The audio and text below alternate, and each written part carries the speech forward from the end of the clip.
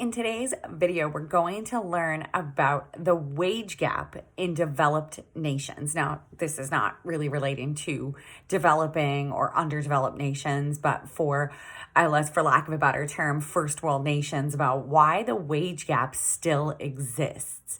It's going to be something that's going to blow your mind, and it's a perfect one to kick off March Empowerment Month. So what I'm going to be doing in March is releasing a video around women's empowerment or empowerment in general for International Women's Day, but I'm calling it International Women's Month. I think that we have so much that we really need to be talking about still. I think as women, we often think, certainly in, first world Canada, the United States, much of Europe, a lot of us think that these challenges or issues are no longer as relevant as they once were, but it's factually incorrect. The wage gap still exists where men and women are being paid different amounts for the exact same work. And here's the kicker. Here's why. Because men ask for it. They ask for it. That's why men are paid more. Not because companies are systemically targeting women to be paid less, but you know that salary range that you see on job offers? Well, women typically accept what is offered to them, and men will go to every length to get the top of the pay scale, even if they're not qualified. Women who are overqualified for jobs are accepting less pay, even though there's more available. They're not asking. Women have the idea or the mentality, this emotional response, or what I like to call conditioned response, ultimately, to the fact that we're offered a job and we go, oh, I'm so grateful to have the job. It's systemic for many of us, is that we're not actually asking for the top of the pay scale. Men, because of their conditioning, are walking in and asking for the top of the pay scale, and they're getting it. Simple. Recently, there was a big ordeal on Twitter where a business, basically a headhunter, had said on Twitter, a woman she had this job and the woman got it. She asked her what her expected salary was. The woman replied that it was $85,000 a year. So this woman writes on Twitter, I gave her the $85,000 a year because it's not my job to basically tell women what they're worth. What we found out in that Twitter exchange was that the company, a very well-known company, was actually had the offer from $85,000.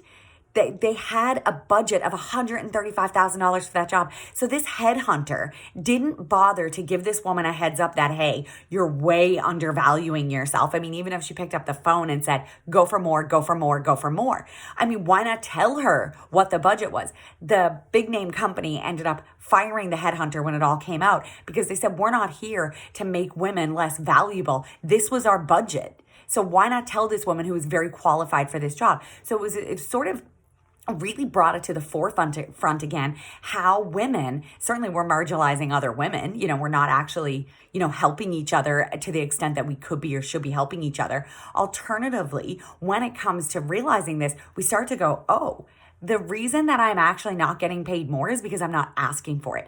Systemically, women in business are undercharging for their services, while men in the exact same businesses and the same roles are charging more. They're overcharging even when they don't have the qualifications. Women on resumes, when we look for jobs, women will have a tendency to go through every single qualification, every single detail, not flub the resume at all. And we'll say, oh, if there's one thing on the resume that we think, oh, well, I don't have that, won't apply for the job unless you have every single item.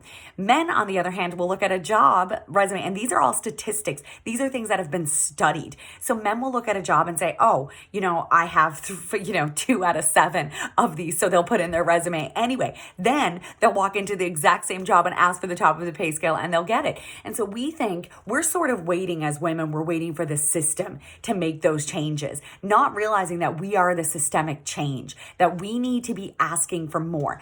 Ask for more money. Ask for better opportunities. Set your prices higher. Increase your, wages that you're charging, your price that you're charging for things, because people are paying it. The problem is that when we undervalue ourselves, then we can't expect to walk into marketplaces where someone's just going to give it to us because they're going to say, oh, well, you're worth more. That happens occasionally when we walk into a company and prove ourselves. And then after a year or two, we have a review and we get a raise based on those things. But if a company has a budget between $65,000 and $85,000 for the position, women are more likely to accept the $65,000 that is put in front of them and not go any higher, because they're afraid deep down that they actually will get the offer revoked or not get the offer. Women are more afraid that they're going to come across as greedy, disempowered. It's disempowering for us to go in and ask for that money, because we're so afraid that we won't get the job or that we'll be seen in a certain light. Men don't have that same conditioning. So it was really interesting, because for many of you who've been following me for a while, you know that I'm back in university doing an anthropology degree. And we were having a very interesting conversation where one of the young men in my class said that he listens to Jordan Peterson. Now, he's hardcore anti-feminist movement ultimately. So this became a conversation where Jordan Peterson basically says that, and this is a synopsis. I haven't followed a whole lot of his work. I just kind of pick up pieces. So if I'm wrong in anything, feel free to correct me. But basically, his synopsis is that men are in more leadership positions because men are better leaders, that women are naturally subservient, and that's sort of, the way the world should be, and that a lot of our problems are coming because of inclusivity and women stepping into roles that we don't actually belong in. Sort of for a Coles Notes version of that. I'm sure some of that has been perhaps misquoted.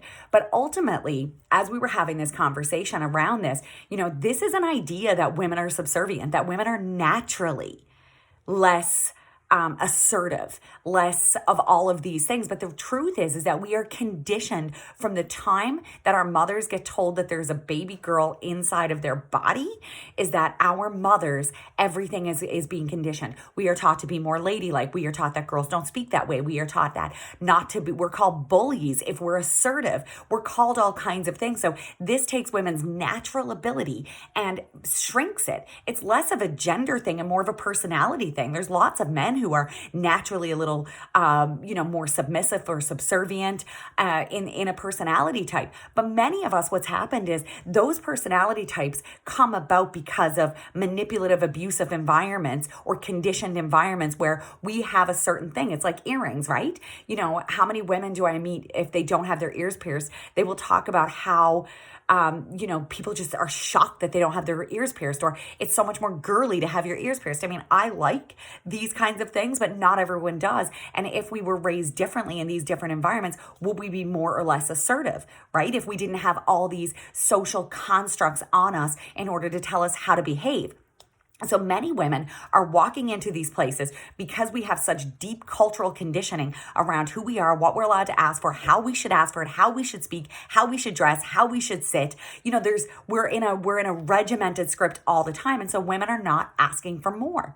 And this is what I wanted to kick off with for March in this 30 days of empowerment, because I think it's so critically important for women to start understanding and realizing that the reason that these gaps exist for us is because we're actually not asking for it. And so if you need a deeper reason to do your inner work and to really find your own power inside of yourself, it's to realize that we are the ones who are continuing to toe the line. The patriarchy no longer has to enforce anything on us, because it's the patriarchy that lives within women that continues to perpetuate the societies in which we live in, where we are ultimately creating less opportunities for ourselves, less wealth for ourselves, and less opportunities for us to step into positions that we really want, careers that we really want, charge the prices that we're really worth, and all of these things, because it's a deeply embedded condition that we are not able to do that. We don't walk in and ask for it. That's amazing when you actually think about it. The reason that men make more money consistently than women in the same jobs, of course, in the same role, the reason that they make more money is not because they're better, not because society hasn't changed their viewpoint, but because women are still not asking for it. So I would love to hear what your biggest takeaway is. If you are one of the people who's watching the videos but not yet subscribed, because I can see the algorithms, make sure that you hit subscribe so that you will be notified of all the videos that I'm going to be posting around this. Let me know in the comment section your biggest takeaway, and I would love to invite you to join my Sage Living newsletter. The link will be below. I will be sending out all kinds of details. It comes out once a week, and it is a newsletter for unstoppable women's soul. So I would love it if you would join me on that, and if you could take a moment and share this video with your network, because women need to know that it is time for us to ask for more.